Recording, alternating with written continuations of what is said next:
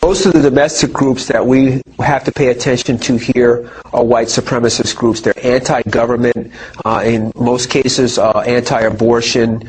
They are usually survivalist type in nature, identity-oriented.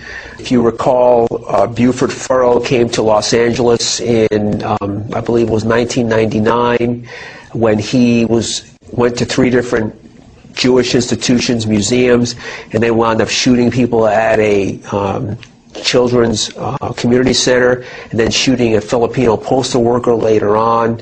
Matthew Hale, who's the Pontifex Maximus of the World Church of the Creator out of Illinois, and Ben Smith, who went on a shooting spree in 3 different cities where he killed a number of African Americans and Jews and Asians that day. Those groups are groups that claim to be extremely anti-government and Christian identity oriented.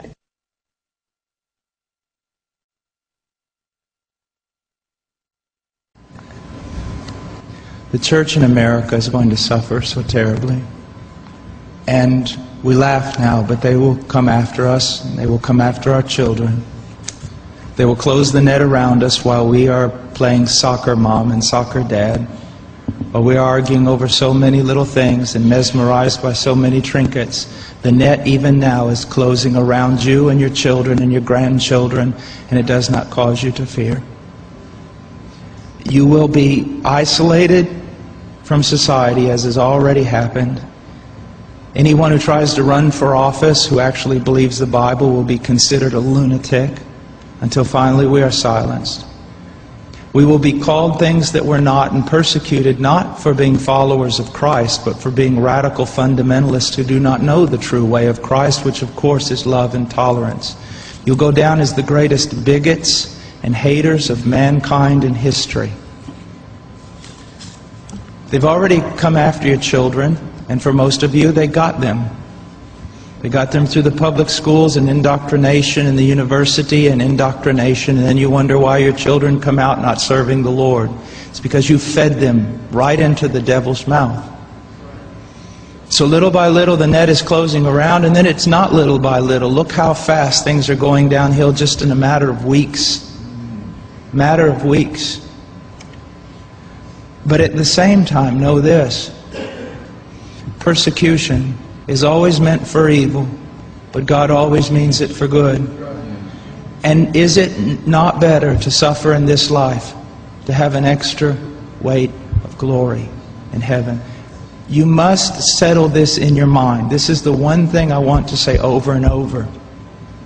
Do not believe. Down through history, you have a wrong idea of martyrdom and persecution. You think that these men were persecuted and martyred for their sincere faith in Jesus Christ. That was the real reason, but no one heard that publicly.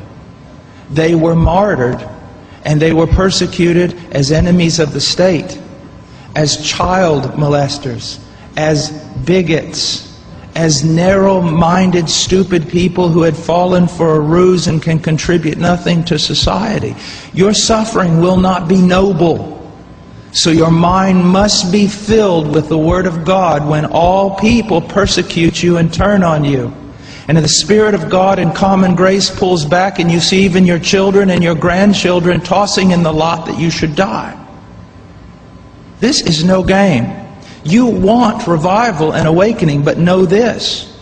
For the most part, great awakenings have come only preceding great national catastrophes or the persecution of the church. I believe God is bringing a great awakening, but I believe that He is raising up young men who are strong in trust in the providence of God to be able to wade through the hell that's going to break loose on us. And it will be on us before we even recognize it. Unless in God's providence, He is not done. He is not done. And note, this is not silly talk. Apart from a great awakening, these things are going to come upon you. Be ready to lose your homes, your cars, and everything.